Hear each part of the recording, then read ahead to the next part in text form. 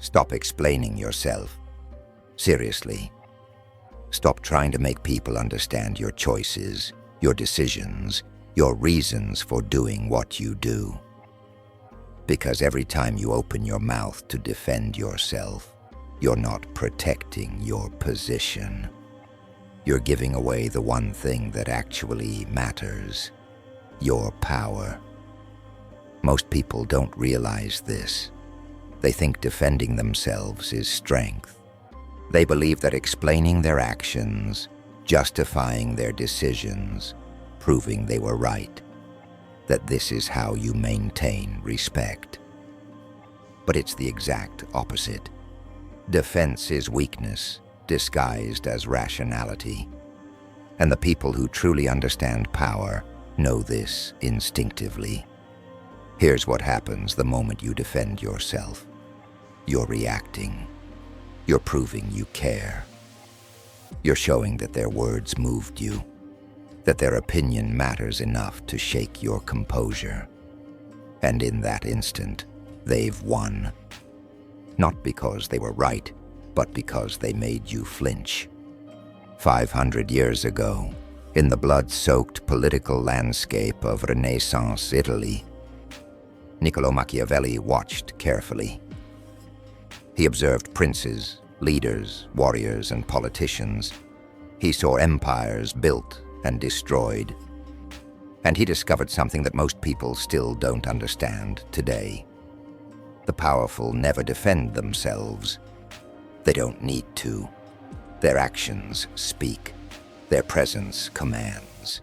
Their silence carries more weight than 1,000 explanations ever could. Think about it. When was the last time you saw someone truly powerful scrambling to explain themselves? When did you last witness someone at the top of their game, desperately trying to convince others they made the right choice? You didn't. Because people who hold real power understand a fundamental truth. The moment you defend yourself, you've accepted that someone else has authority over you. You've agreed to be judged. You've stepped down from your position and handed them the gavel. This goes against everything you've been taught.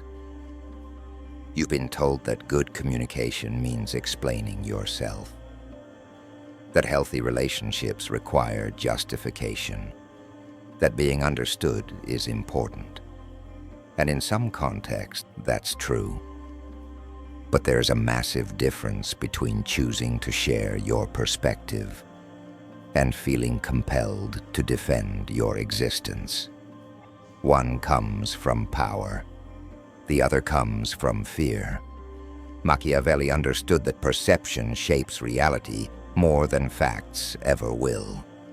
He knew that how you respond to challenges determines whether you rise or fall. And he recognized that defense, no matter how logical or correct, signals to everyone watching that you're uncertain, that you're vulnerable, that you can be moved. Today, you're going to learn the Machiavellian approach to handling accusations, criticism, and challenges, not through defense, but through silence, redirection, and reframing. You're going to discover why the most powerful response is often no response at all, and you'll walk away with practical tools you can use immediately to stop giving your power away. If you're ready to reclaim your power, hit like right now. Comment below. I refuse to defend what doesn't need defending. And don't skip ahead. Every section builds your understanding. Let's begin. Number 1, the psychology of defense. Why explaining yourself is a power drain. Let's talk about what's actually happening in your brain when someone challenges you. Someone questions your judgment. Someone doubts your ability. Someone throws an accusation your way. In that moment, something ancient activates inside you. Your nervous system doesn't distinguish between a physical threat and a social one. To your primitive brain, being questioned feels like being attacked. This is the amygdala at work. It's the part of your brain responsible for survival. For thousands of years, being excluded from your tribe meant death. So your brain evolved to treat social threats as seriously as physical ones. When someone challenges you, your body floods with cortisol and adrenaline. And that overwhelming urge to defend yourself, that's not logic. That's your survival instinct screaming at you to fix the threat immediately. But here's the problem. That instinct is outdated. It's making you weak in situations where it thinks it's making you strong. When you react from that place of threat, you've already lost control. You're being moved by someone else's words. You're proving that they have power over your emotional state. And everyone watching can see it. Defense is submission wearing the mask of strength. When someone is on the defensive, what does that mean? It means they're in a weaker position, trying to hold ground against an attack. It means they're reacting instead of acting.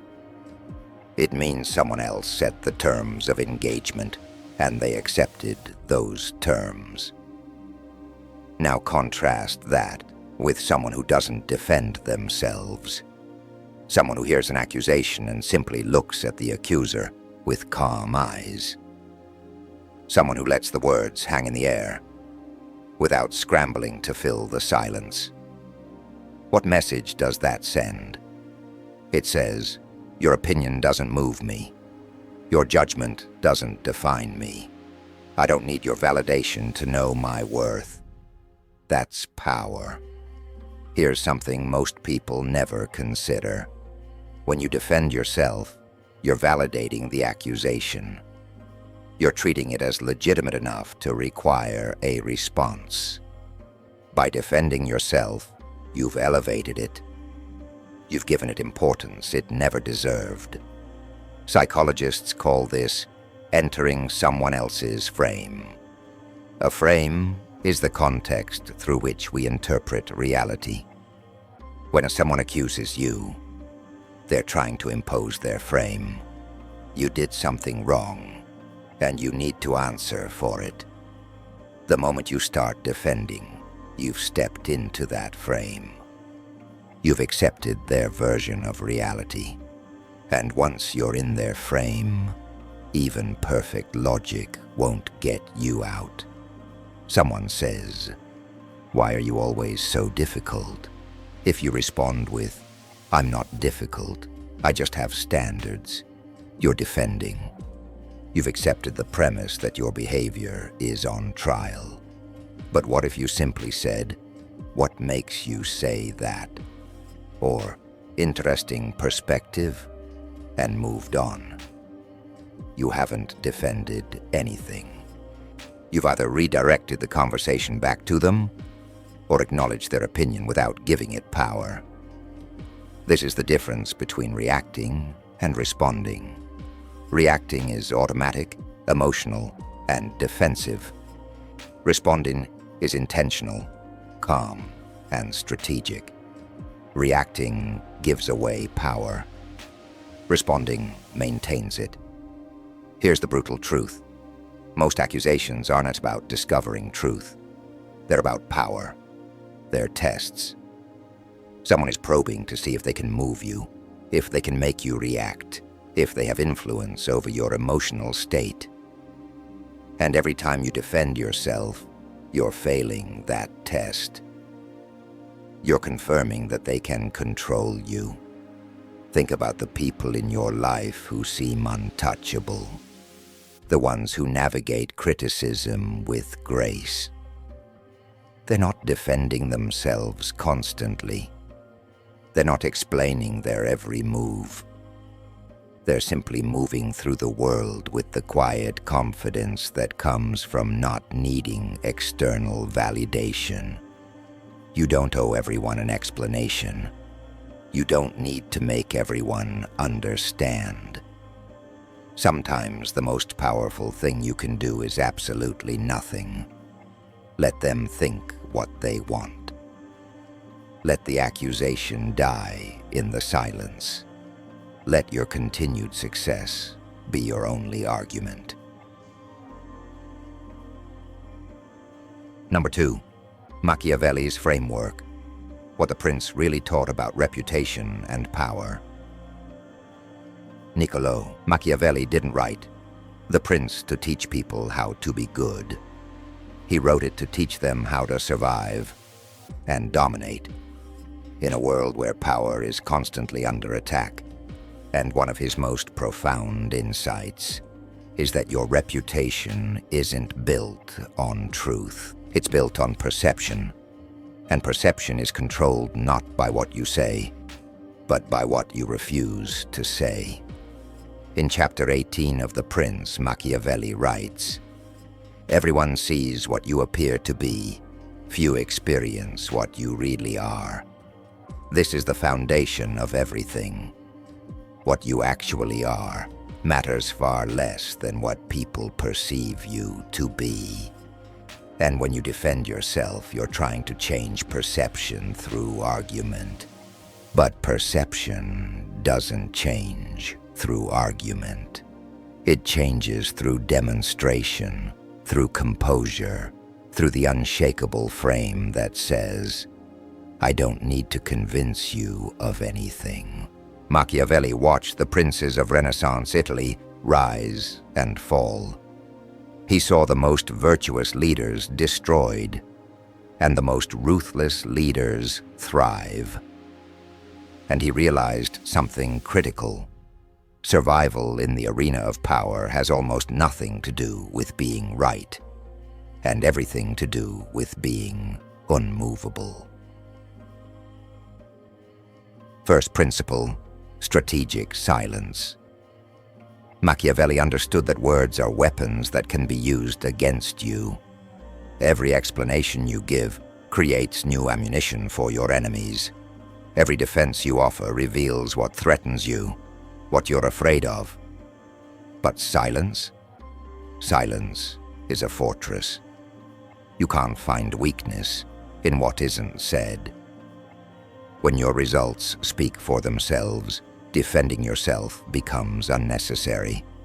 And when your results don't speak for themselves, defending yourself won't help anyway. Machiavelli wrote, "It is better to be feared than loved if you cannot be both." Why? Because love depends on others' opinions of you. When you defend yourself, you're trying to be understood, trying to be approved of. But this makes you dependent on their judgment. Respect comes from being unmoved by criticism, not from perfectly defending yourself against it. Second principle, make others defend themselves. Instead of defending your action, question their accusation.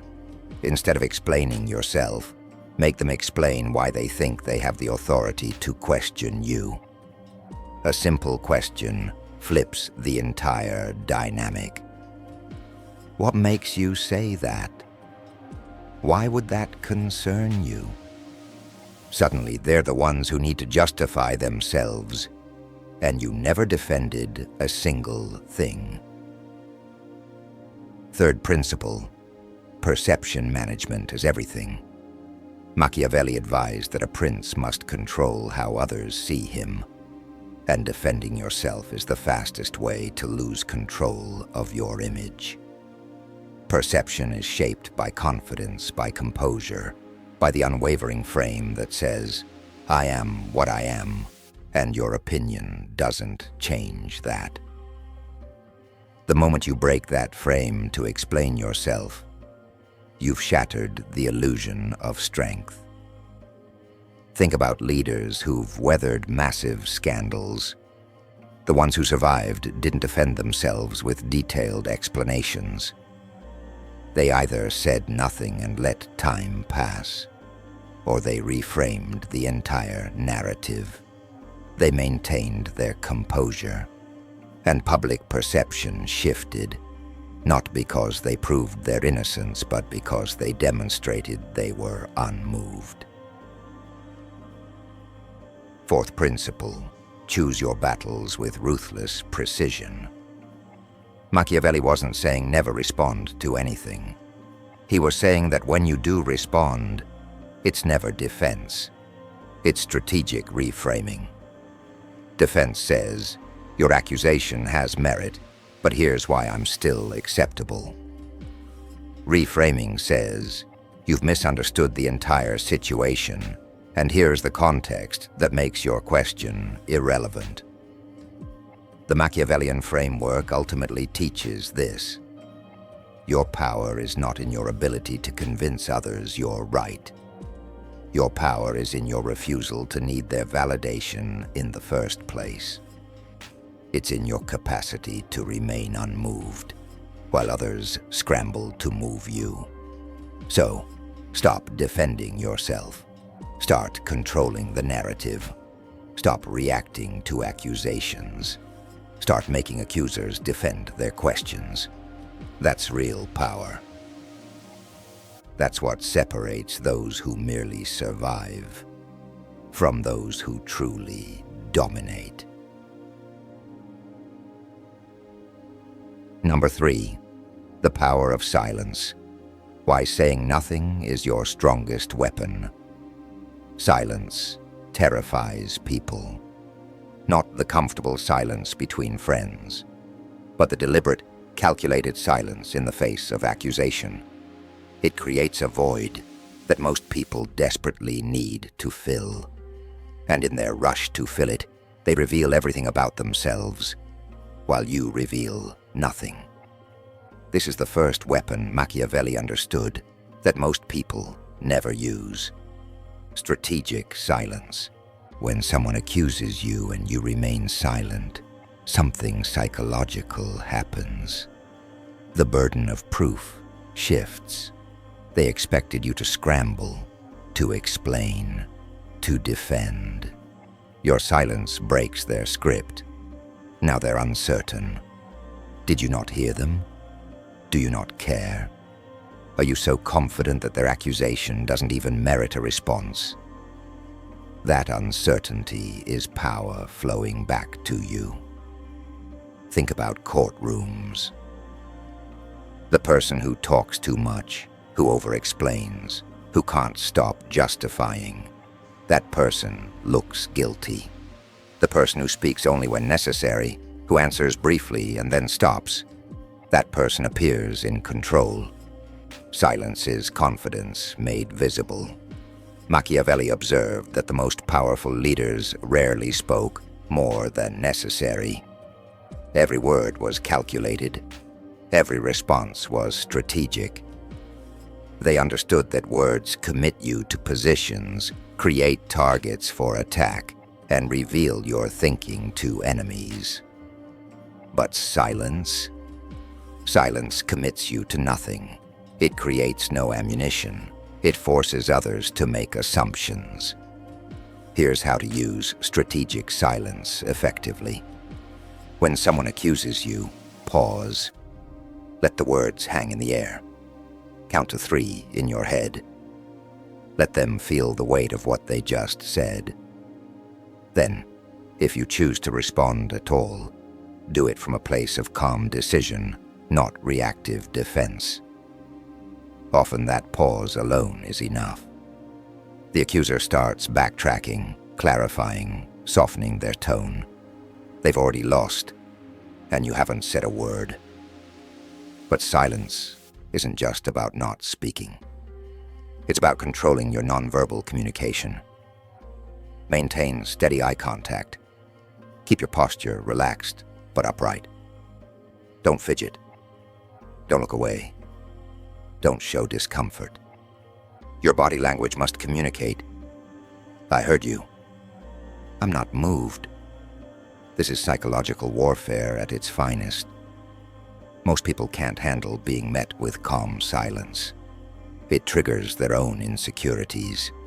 They start wondering if they made a mistake. They begin questioning their own position. And all of this happens without you defending a single thing. Silence also does something crucial. It makes others defend you. When you don't defend yourself, something interesting happens in group dynamics. Other people start speaking up on your behalf. They fill the silence with their own interpretations, often more generous than anything you would have said yourself.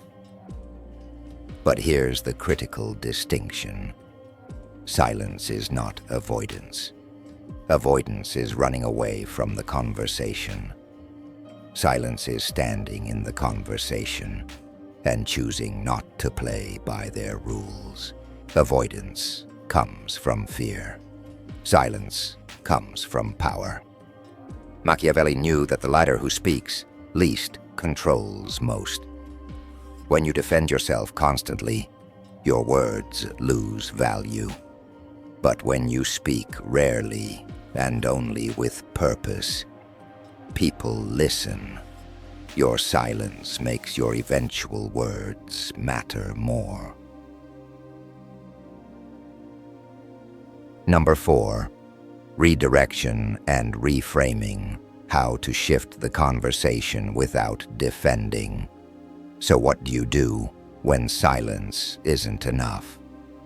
When the situation requires a response, but defense would make you look weak. This is where redirection and reframing become your most valuable tools. These techniques allow you to engage without ever stepping into the defensive position. Redirection is simple. Instead of answering the question or addressing the accusation directly, you shift the focus. You change what the conversation is about. Someone says, "Why did you make that decision?" Instead of explaining your reasoning, you redirect. What outcome were you expecting? Or what would you have done differently? Suddenly they're explaining themselves. You flip the script entirely. This works because most accusations contain an implicit assumption. When someone questions your decision, they're assuming they have the authority to question it. Redirection challenges that assumption without ever arguing against it. You're not saying, "You don't have the right to question me." You're simply making them examine their own position. Reframing is even more powerful. It means changing the entire context in which the accusation exists. Someone accuses you of being too aggressive in a meeting. Defending would sound like, "I wasn't being aggressive, I was just passionate." That's weak because you've accepted their frame that being aggressive is bad.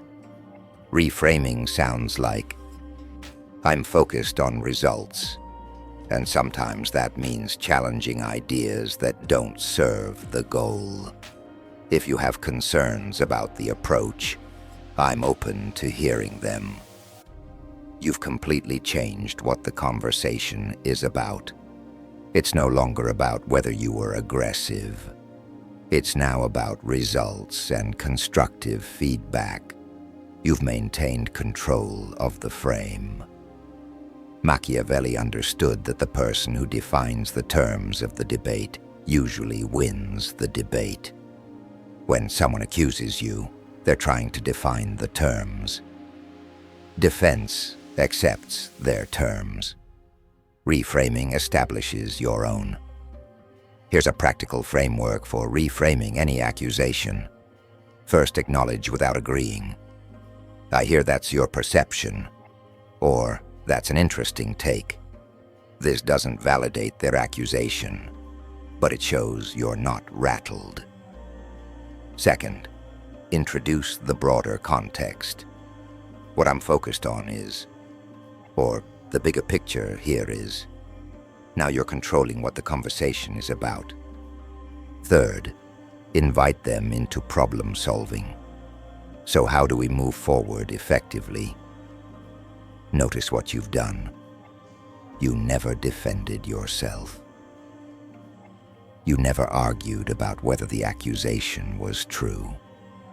You simply refused to have the conversation they wanted and created a different, more productive conversation instead. Another powerful redirection technique is asking questions that expose the weakness in their accusation. Someone says, "You're always late to these meetings."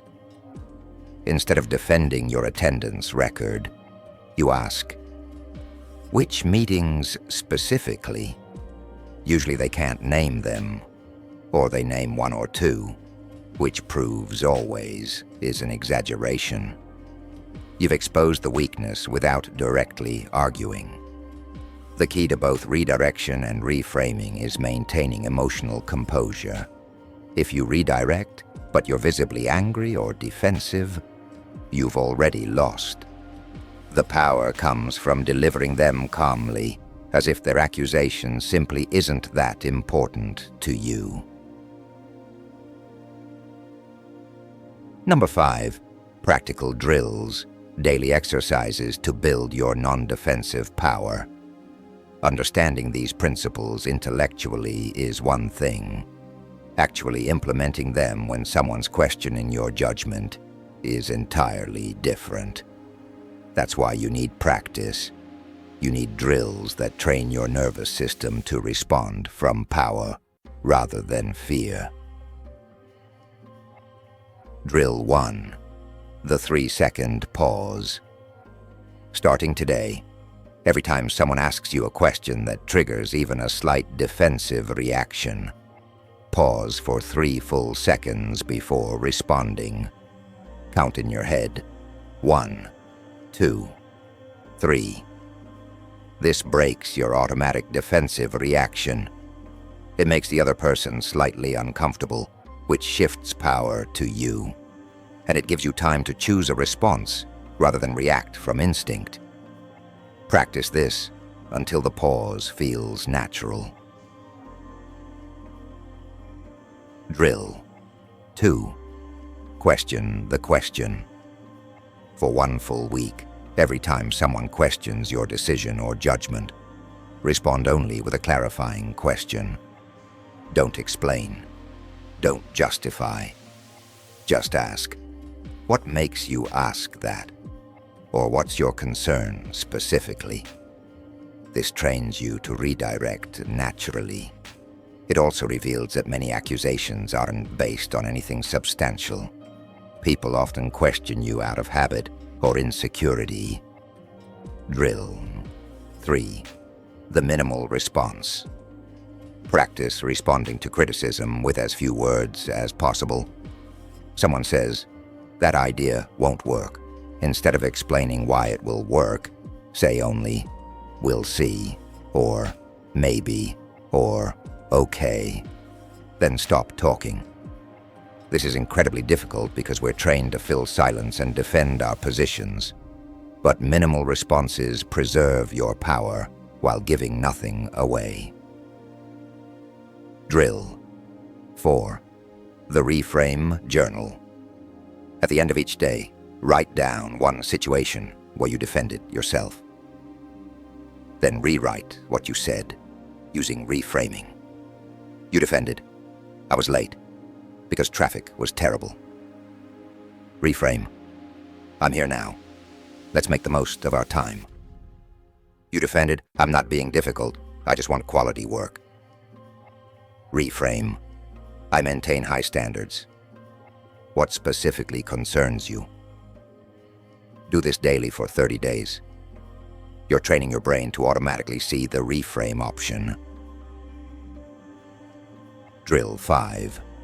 The Comfort in Judgment Practice. This is mental training. Spend 5 minutes daily imagining someone thinking poorly of you. Visualize them judging you, criticizing you, believing false things about you. Then practice being okay with it. Practice the mental state of, they can think whatever they want. It doesn't change who I am.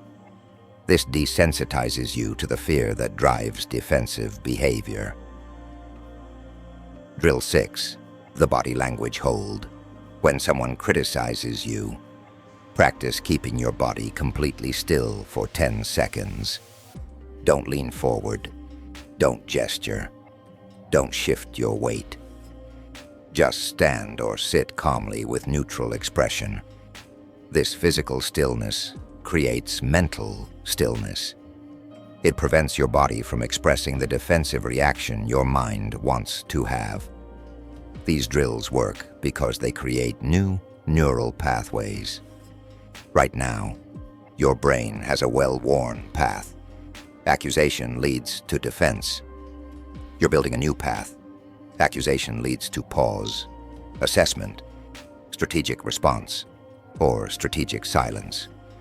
The more you practice, the more automatic this becomes. Start with one drill. Master it. Then add another. Within 90 days of consistent practice, you'll notice that your first instinct is no longer defense. You'll feel accusations bounce off you rather than penetrate. Number 6. When to break silence, knowing when action trumps non-response. Silence is powerful. Non-defense is strategic. But there are moments when saying nothing becomes weakness rather than strength. Understanding when to break your silence is just as important as knowing how to maintain it. This is the nuance that separates wisdom from rigidity. Machiavelli never advocated for absolute silence in all situations. He advocated for calculated responses. He understood that sometimes the most powerful move is a swift, decisive action that demonstrates your position so clearly that further questions become irrelevant. The key is recognizing which situations demand response and which demand silence. Here's the framework. Silence works when the accusation is baseless, when the accuser has no real authority over you, when responding would give the accusation more weight than it deserves, or when your track record speaks louder than any defense could. But silence fails when misinformation is spreading rapidly, when your silence could be legally or professionally damaging, when key stakeholders are making decisions based on false information, or when your reputation in a specific context is genuinely at risk. The difference is this. Strategic silence lets minor fires burn out on their own. Strategic action stops major fires before they consume everything you've built. Machiavelli wrote about the importance of acting decisively when threats are real, and ignoring provocations when they're merely tests of your composure. Consider a practical example. Someone spreads a rumor about you in your social circle. If you defend yourself directly to everyone, you look weak, and you spread the rumor further. Strategic silence here is powerful. Your actual behavior will contradict the rumor over time.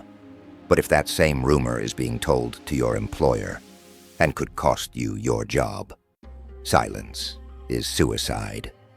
Here, you need a calculated, factual response delivered to the right person, not a defensive explanation to everyone who will listen. Here are the signs that silence needs to be broken. First, when stakes are high and consequences are real.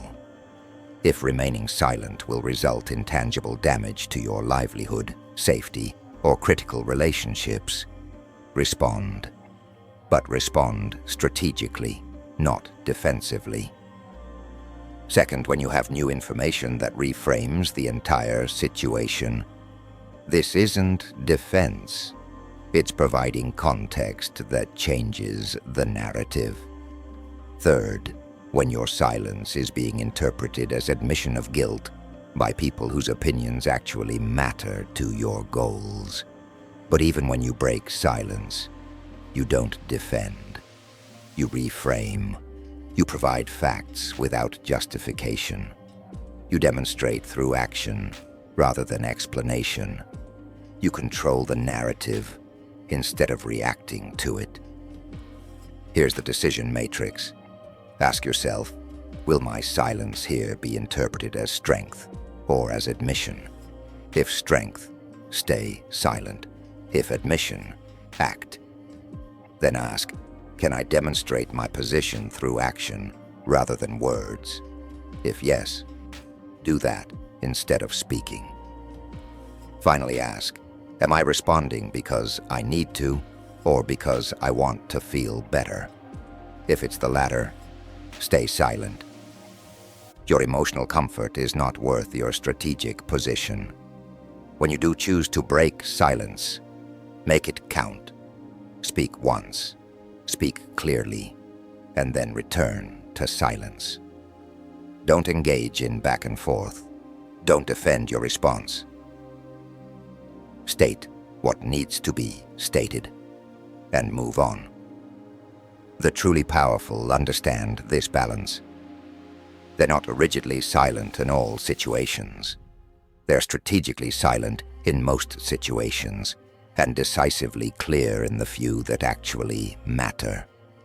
Practice discernment. Not every battle deserves your energy. Wisdom is knowing which is which. Number 7. The long game. Building a reputation that defends itself.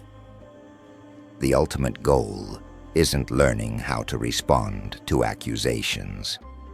It's building a reputation so solid that accusations bounce off without you needing to do anything. This is what Machiavelli understood about true power. The most powerful people rarely face serious accusations because their track record speaks before they do. This is the long game. It's not about winning individual confrontations. It's about constructing a reputation that makes confrontations irrelevant. When people know you as someone who delivers results, who maintains integrity, who follows through on commitments, accusations against you lack credibility. Your reputation defends you automatically. Machiavelli observed that princes who maintained their power did so not through constant defense of their actions, but through consistent demonstration of their capability. Their results were their argument. Their track record was their defense. And when accusations came, those accusations died quickly because they contradicted what everyone already knew to be true. Here's how you build a reputation that defends itself. First, be ruthlessly consistent. Inconsistency creates doubt. When people can't predict your character or your actions, accusations find fertile ground. But when you're consistent in your values, your work ethic, your integrity, people have a framework for evaluating accusations against you. Second, let your work speak. Don't tell people you're competent, reliable, or trustworthy. Demonstrate it repeatedly until it becomes your identity in their minds. The person who constantly talks about their qualities appears insecure. The person who simply embodies those qualities appears powerful. Third, choose your battles visibly. When people see you ignore minor provocations but address genuine issues decisively, they learn that you're not easily moved by trivialities. This means when you do respond to something, people pay attention. Your responses carry weight because they're rare and purposeful. Fourth, build a network of people who've experienced your character firsthand. When accusations arise, you don't need to defend yourself if others who know you do it automatically. This isn't about manipulation. It's about genuine relationships built on consistent behavior. Here's the brutal truth about reputation. It's built slowly and destroyed quickly, but only if it's built on words rather than actions. A reputation built on what you say you are crumbles under accusation. A reputation built on what you consistently do withstands almost any attack. Think long-term. Every interaction is a deposit in your reputation bank. Every time you do what you said you'd do. Every time you maintain integrity when it's inconvenient. Every time you deliver quality work. You're building armor that protects you from future accusations. The person with a strong reputation doesn't need to defend themselves, because their defense is already built into how people perceive them. This is the ultimate Machiavellian strategy. Make defense unnecessary by making your reputation unassailable through consistent demonstration of character and capability over time. Stop worrying about individual accusations. Start building a body of work that makes accusations irrelevant. Your reputation is your most valuable asset. Protect it not by defending it constantly, but by building it consistently. So here's what you've learned. Defense is weakness. Every time you scramble to explain yourself, you're proving that their opinion matters more than your reality. Machiavelli understood something 500 years ago that most people still don't grasp. Power isn't about being right. It's about being unmovable. You've learned the psychology behind why defending yourself drains your power. You understand Machiavelli's framework: strategic silence, making others defend themselves, managing perception, and building reputation. You've discovered the power of silence, redirection, and reframing. You've received practical drills to train your nervous system to respond from power rather than fear. But here's the truth. Knowing this changes nothing. Implementing this changes everything. Starting today, catch yourself before you defend. Pause before you explain. Choose silence over scrambling. Choose composure over convincing. Choose power over validation. You don't owe everyone an explanation. You don't need everyone to understand. You don't have to correct every misconception or win every argument. Sometimes, most times, the most powerful response is no response at all. Machiavelli's lesson endures. The powerful don't defend themselves. They don't need to. Their presence is their argument. Their composure is their evidence. Their refusal to be moved is their victory. Stop giving your power away. Stop defending yourself to people who've already decided what they think. Start moving through the world like someone who doesn't need validation. Start responding from choice rather than fear. This is your power. Reclaim it. Hit that like button. Comment below. I refuse to defend what doesn't need defending. Share this with someone who needs to hear it. The shift starts right now.